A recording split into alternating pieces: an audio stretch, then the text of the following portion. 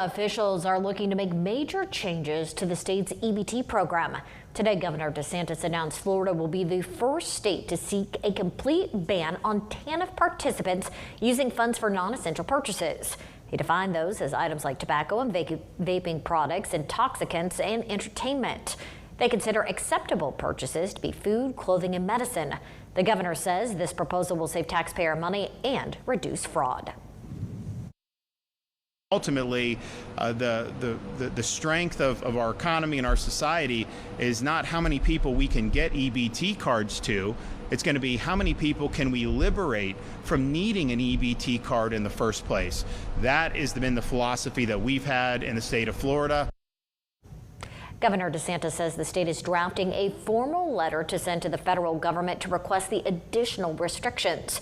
He proposed Hope Florida's Care Portal should become an alternative to ease people off public assistance.